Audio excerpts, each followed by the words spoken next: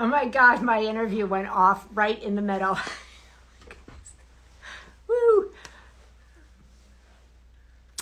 Debbie, hi. Gosh, we were right in the middle of talking to Greg McKeowet, and all of a sudden, boof, it went off. So I'm going to get him back, and we're going to continue with him because that was really good, even though it was, somebody says, what happened? I have no clue. So we're going to just keep going. That's the benefit of 40 years of experience of live television. I don't know what happened. I don't know what happened either, but it was a perfect time, wasn't it? It Yes. was like we needed a little timeout. Yeah, we did. I was sweating. So let's take this area about a little more time for yourself then. Let's call it self-love. Let's call it investigating. My children are grown. A lot of people find themselves, okay, wait a second, my children have grown. Now what can I do with my life? Yeah. And so for you personally, do you actually find that you are spending time on that? Is that, or are you saying, look, really, there's so much on my plate, I don't actually spend much time, journaling, exploring, thinking? No, I do. I'm beginning to do that. I recognize that I've, accomplished many of my professional goals. I do well with my kids and my family. So I feel like, okay, what isn't essential? I've been asking myself, and I do ask myself that a lot. I know you talk a lot about boundaries. I did not grow up with boundaries. I think a lot of people didn't grow up with boundaries. It wasn't part of our conversation. So I'm learning to impose boundaries. Not easy.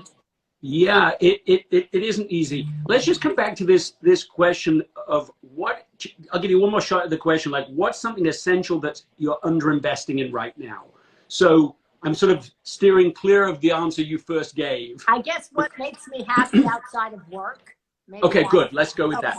So why is that important to you? Like you said it's essential, that matters. Why does it matter?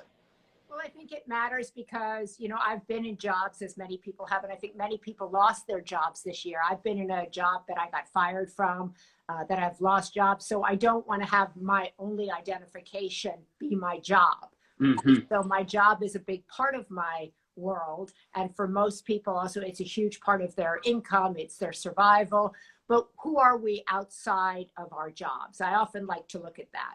Yeah, what you just said was that a job is almost always hugely important to somebody, but you don't want it to be your identity. Yes. Because it can be lost. In fact, it will be lost. Eventually, for one reason or another, you will not do the job you are currently doing. You'll move on to something. Correct. So from a sense of identity, and let me ask you this, what would success look like for you in this? If you felt like, yes, I'm now spending enough time exploring what would bring me joy, is it more time to talk about that, to think about that?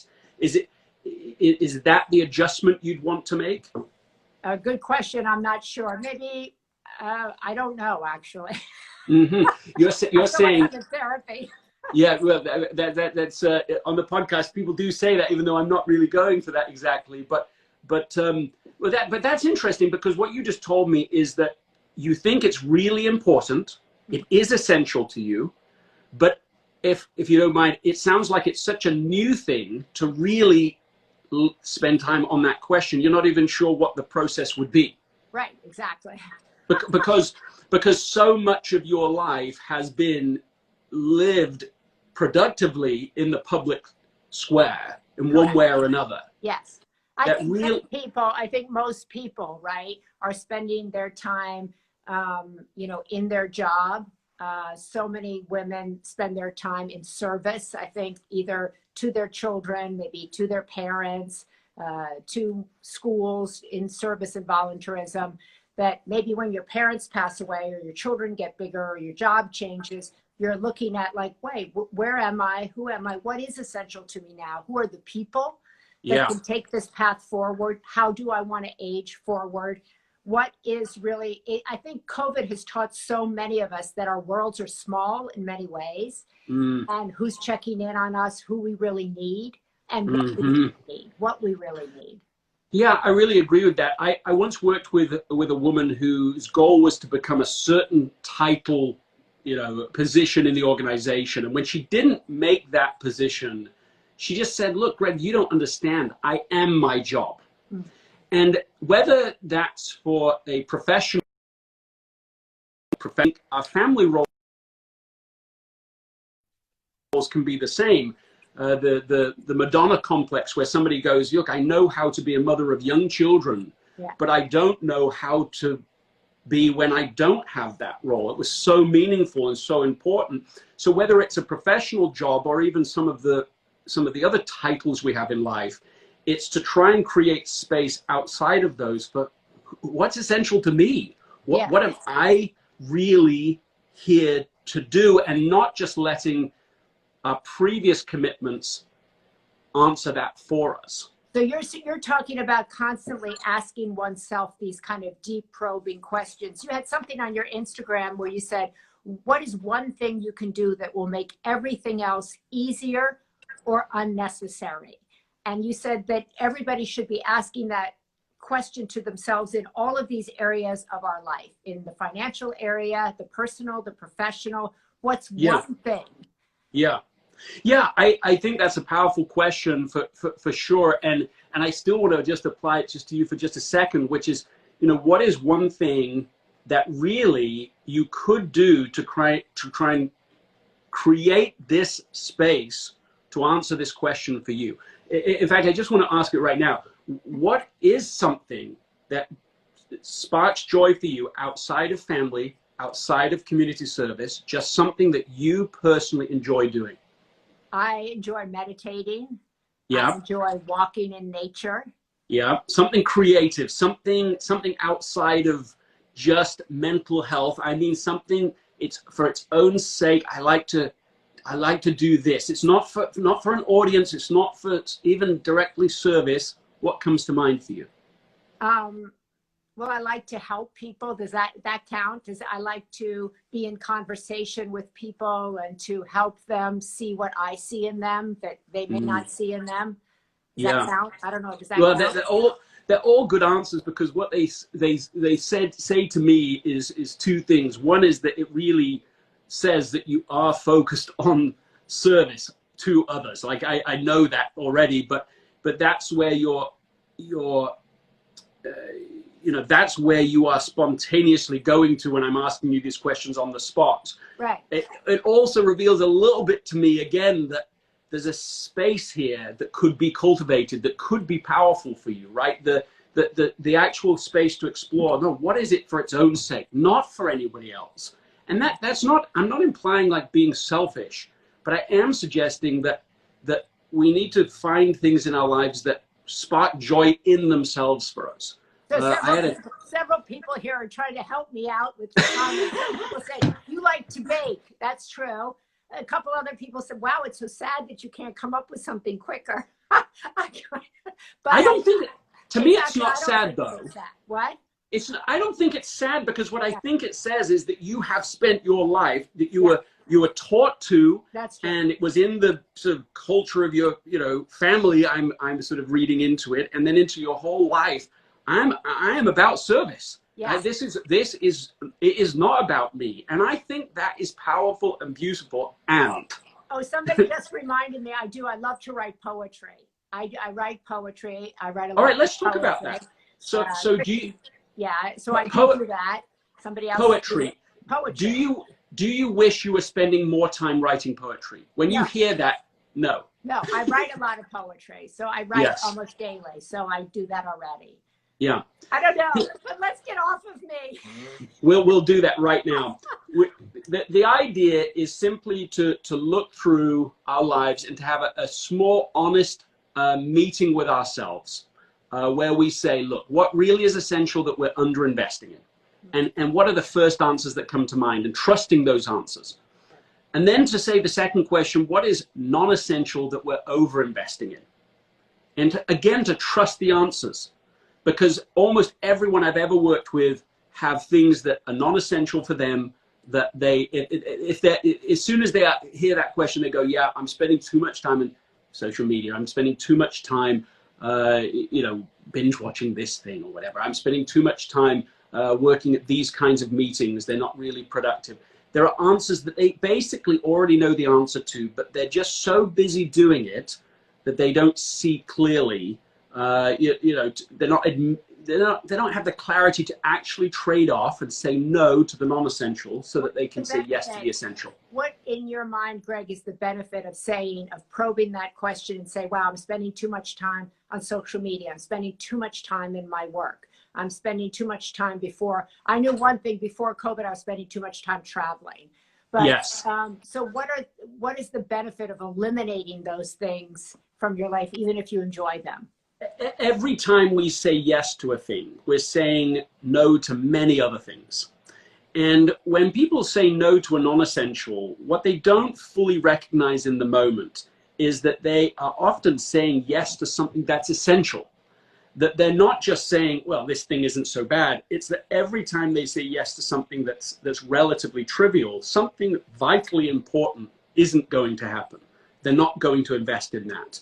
I was talking to a woman on the podcast who she read Essentialism, and she started asking this question every day. What's the most important thing I need to do today? Mm-hmm. At first, the answers she got to that question were all work related. She runs a consultancy in the UK. Then slowly it moved into sort of self-care, self-love activities, and she could see that change. But then one day she gets a call from her dad that says, look, no need to worry, your mother's in the hospital again, but it's nothing serious. You've got way too much on your plate. No need to come. Just wanted to let you know.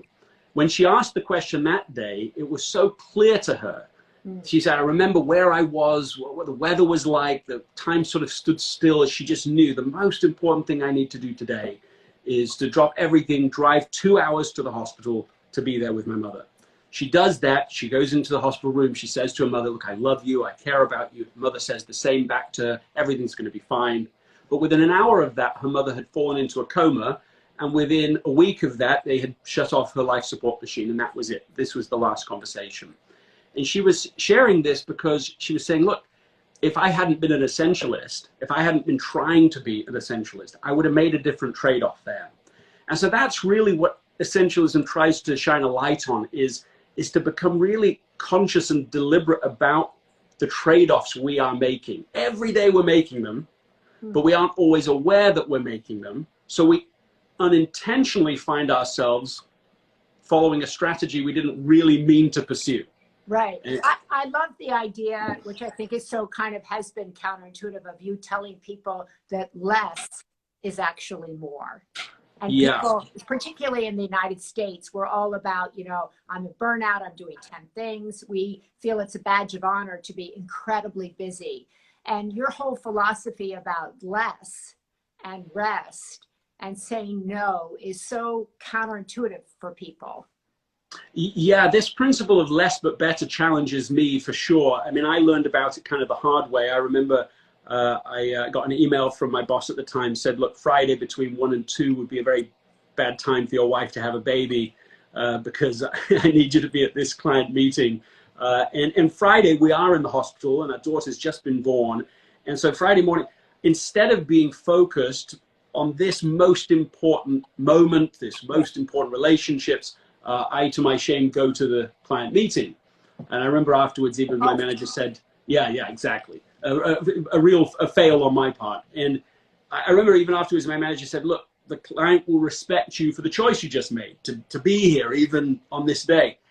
And the look on their faces didn't evince that sort of respect and confidence. But even if they had, it's clear to you, of course, to everybody, to me, that I made a fool's bargain, that I violated something much more important for something much less important because I was trying to do both.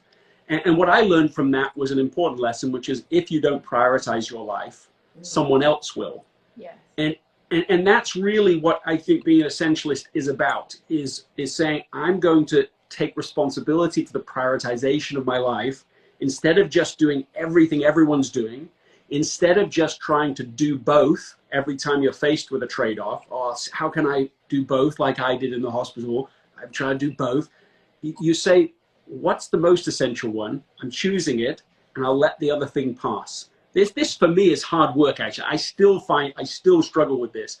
But I think the way of the essentialist is that way of more selectivity. I love that. And I love this other thing you said, Greg, which is that I read on your Instagram that there is great strength in our weaknesses, and that beneath something that we identify as one of our weaknesses that may give us shame, that there is actually an opportunity to be of service. There's an opportunity to share that weakness. Can you explain that a little bit? Because I think so many of us are focused on what we don't have, where we're weak, where we're not successful enough.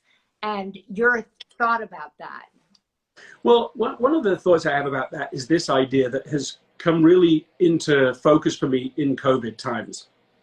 And it's this, that if you focus on what you lack, right, then you lose what you have. But if you focus on what you have, you gain what you lack. Okay.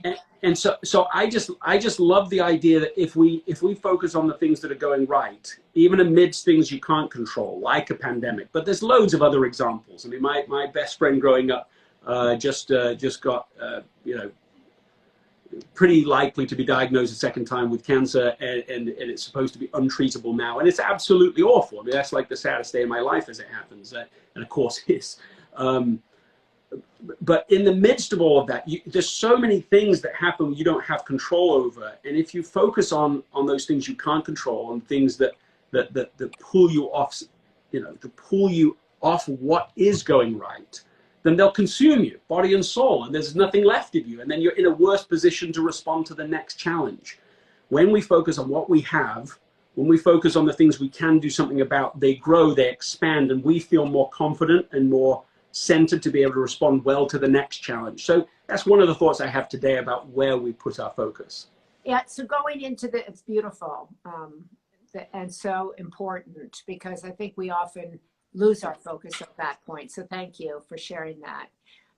Greg, as we kind of end up this year and people want to go into the new year, my daughter was saying to me the other day, people went into 2020 with all these big dreams, big goals, and they find themselves here probably not having achieved them, feeling like kind of, what was that? Nothing happened. How do you best advise someone to regroup after they've kind of looked at themselves, look at what is essential? Is it maybe to go into the new year without this long list of New Year's goals? Is it to go in with maybe just asking one simple question: what is essential and what can I eliminate? When I think about 2020, I think so everybody has lost something. Yeah. And it reminds me of an experience I had.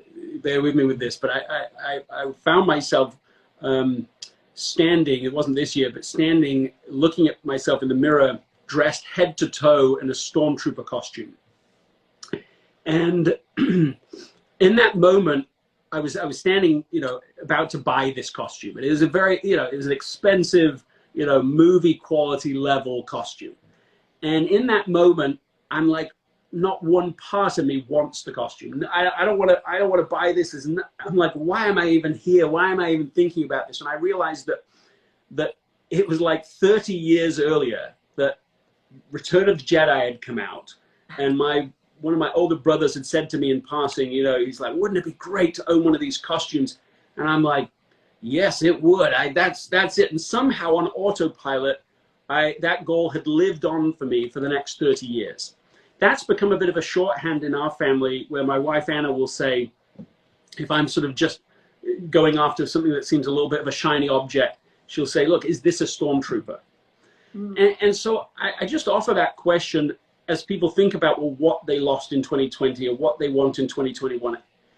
Sometimes it's a great gift to have things that we thought we wanted suddenly not be possible, or goals that be stripped away, expectations of the future stripped away, so that we say, well, what really matters? I have a friend, and maybe this doesn't seem like a very big example when people have really struggled this year, but he planned all this travel all summer, and it was one of his dreams to travel all over the world, and he scheduled it. All this is 2020, the summer, and then of course this happens, and none of that. It all got shot. And he said that his reaction when this happened was this. He went, meh, nothing. So here he was thinking it was this hugely important goal to him, something he dreamed of all doing, and then suddenly it's not happening. He realized this is nothing. It doesn't matter. And I think there's a bit of a gift in this where we say, look, there's only a few things we can, that really matter. Most stuff is trivia. So as we go into 2021, what if we designed our life around those things we can control and that really matter? And let the other things, all that noise, all those, all the everyone else is doing, all the things that we see on social media, we think that we ought to be doing, and you just let it go and let 2021 be a simpler year. But this time not an involuntary essentialism, but a voluntary essentialism. That's what I would think. Beautifully said. I love the stormtrooper. I love that. I think several people wrote in there that they too love that. I think that's a really great thing to keep in the front of mind. Is this, I used to always say, is this an ego job? Is this an ego play? Or is this right. something I really want to do? But I think that kind of, is this a stormtrooper? Is this something that's really not about the present me, but is from right. some vision long ago? And maybe, as you were saying, to go into 2021 without our, I got to get thinner, I got to get younger, I got to get better, I got to do more, that maybe doing less, maybe focusing on one thing or two things, and maybe kind of looking within, as you were saying, and eliminating anything that keeps us from what's valuable in our life. Yeah, and I'll tell you where my heart really is right now. And this isn't, well, I can't say it without saying it, but I did just finish a new book. It doesn't come out for months, but oh, good. Well, we'll talk when it does. Yeah, but the feeling as I've been writing this year is this principle. It's like not everything has to be so hard. Yes. That we can let go of some of these expectations that make things burdensome unnecessarily. And I think a lot of people know exactly what I'm talking about, where they're trying to make progress, but it's twice as hard to make half the progress from before. And if you approach 2021 from a new mindset, you find there's actually a more doable way to do. There's a more livable way to live. And those are sort of where my heart really is right now. I love that. And so people asked how they can listen to you. They can go to your podcast. Yeah. The What's Essential podcast is marvelous. I'd love to have you on there. And also just essentialism.com is a place where I'm launching. Actually, this is quite interesting. Starting the January 1st, we're going to do a 21-day challenge where right. every day you do one specific thing to have a more essentialist life. So 21 days for 2021. And they can sign up there at essentialism. Oh, I'm going to sign up for that. I would love. I'm going to Fantastic. sign up for that, and we're going to put that up in the Sunday paper. That's a great thing. One thing, and it could be one thing that we're going to be doing that's essential in our life, or one thing we might be eliminating. Yes. So it's designed to be really easy, so that each day there's actually a specific suggestion. Okay. They can read it, or there's a little video that will be out as well. And I've been encouraging people to blog about it, or to share with other people, to give them permission to do something or to let something go. But there's a specific suggestion each day for 21 days. Oh, wonderful. So that's some way that we can stay connected with Greg, and we can actually stay connected with ourselves, asking us, following his questions every day to get us off in this new year, perhaps with less things on our to-do list. Yes. And, that would be a very different goal for most people, including myself. Well, and that's really what we want is we want, I mean, if you had a word for 2021, it almost might be less. And if you had to extend it, it's less but better. Yes. And to do that, not because we have to, but because we choose to. At some point, I know it doesn't always feel realistic, but we will move past this period, right? We'll move past it. And then the challenge will be on us in a different perspective. Lots of things will come back that we don't have to do right now, running around, dropping off kids, doing all these kinds of things. And that will be its own challenge. And then we'll have to choose to be essentialists, just because it's within us. And I'm hopeful for what happens to people in their lives when they take responsibility for this, when they realize, I can design my life around what matters to me instead of living it by default. I love that. I love that. We're going to be designed. Several people said, can you put this up in the Sunday paper? And we will, and we'll link to Greg's podcast. We'll link to essentialism.com. And we're going to leave it there with the idea that we can all design our lives, not default our way into them. And I think that, as you just said also before, if we're in control, if we're not in control of our life, if we're not designing our life, someone will come in and do it for us. Yeah. We'll be pissed about that eventually. So exactly. Yes. Well, Greg, thank you so much. I'm so grateful that you made time to speak with me and speak with all of us. As you know, I'm a fan of yours and admirer of your work.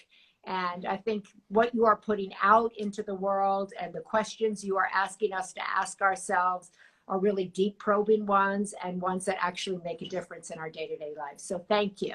Well, thank you to you as well. Thank you so much. Oh, someone says you're their new man crush. Okay, there you go. Thank you, Greg. Thank you. Bye-bye. Bye-bye. Okay. So that was really great. So I'm sorry for the blip in the beginning. Just went off, but we bounced back. So we'll be putting this conversation up in the Sunday paper. We'll link to his podcast and to his website. You can follow him on Instagram, and he does ask these really, I think, probing questions and thoughtful questions, like what's the one thing you can do every day that will make everything else easier or unnecessary? After I read that, I was like, what is the one thing that I can do?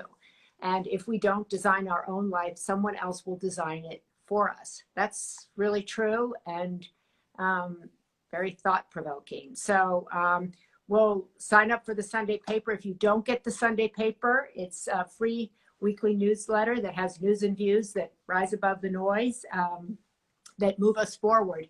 Views like Greg's and so many others, which we're looking at this week. We're exploring the idea of celebration, celebrating yourself and those who are in your life. We're looking at clearing things out, decluttering your life. We're looking at less is more.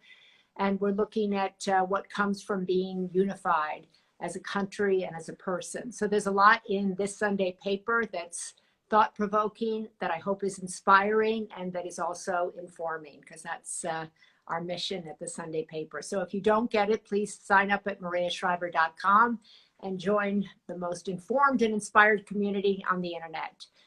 Great group of people who are trying to move humanity forward in all areas of human endeavor: poets, musicians, thinkers, doers, philosophers, all kinds of people. So we hope that you will join us there, and I hope you have a safe weekend. I hope you are in good health. I hope you take care of yourselves. I hope you wear your mask. I hope you think about the gift you're giving to other people and to yourself when you do that. God bless you, and thanks so much. Bye-bye.